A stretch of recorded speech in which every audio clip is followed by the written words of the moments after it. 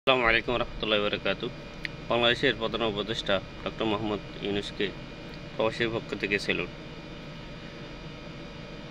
আমিরাতে যে ৫৭ জন প্রবাসী আটক হয়েছিল কোটা আন্দোলনের মিছিল করার কারণে, আজকে তাদেরকে মুক্তি দেওয়া হচ্ছে আলহামদুলিল্লাহ।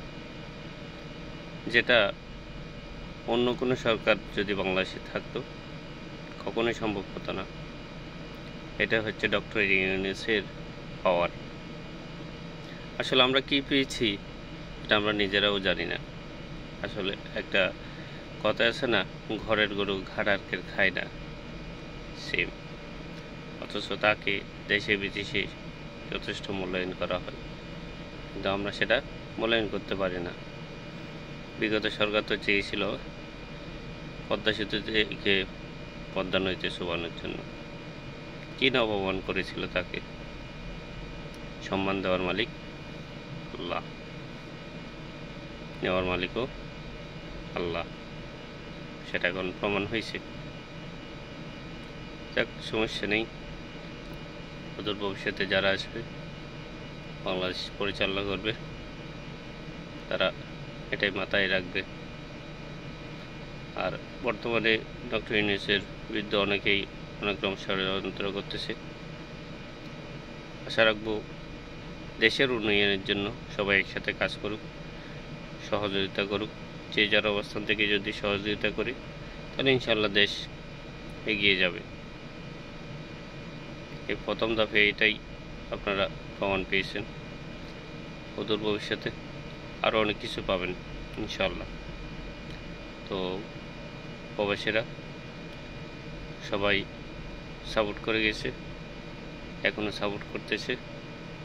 যে আগস্ট মাস দেখেন রেমিটেন্স বন্ধ ছিল, যখন দেশ স্বাধীন হয়েছে রেমিটেন্স অনবরত ঢুকতেছে, রেকর্ড করেছে। যারা আগে বিকাশ নগদে টাকা পাঠাতো, এমনকি আমি অনেকের এরকম টাকা পাঠাতাম, যেহেতু আমার গাড়ি আছে, আমি এদিক সেদিক যাই। এখানে অনেক বাঙালি ভাই আছে যারা সময়ের কারণে যেতে পারে না, তাদের টাকাগুলো আমি নিজেই ব্যাংকে গিয়ে জমা করে আসি। এই না হলো গত মাসে এই সৌদি আরবের প্রায় ২৫,০০০ রিয়ালের উপর আমি ব্যাংকের মাধ্যমে দিয়েছি বাংলাদেশে আলহামদুলিল্লাহ। তো যারা বিকাশ নগদে যাই, যারা সরাসরি দেয় তাদের জন্য তো সমস্যা নেই, এটা রেমিটেন্স হিসেবে যোগ হবে। কিন্তু হুন্ডির মাধ্যমে দিলে সেটা তো দেশেরই ক্ষতি। তো ব্যাংকের তখন মোটামুটি রেট ভালোই দেয়। তো সবাই আশা করব ব্যাংকের মাধ্যমে টাকাগুলো পাঠাবেন প্রবাসীরা। আপনারা আগেও দেশকে ভালোবেসেছেন, এখনও ভালোবাসেন। আপনাদের, আমি যেহেতু একজন প্রবাসী, যে কোটা আন্দোলনের সময় দেখলাম যখন নেট বন্ধ ছিল কতই না মানুষ অসহায় ছিল, কত কষ্ট, কি হচ্ছে এই অবস্থা।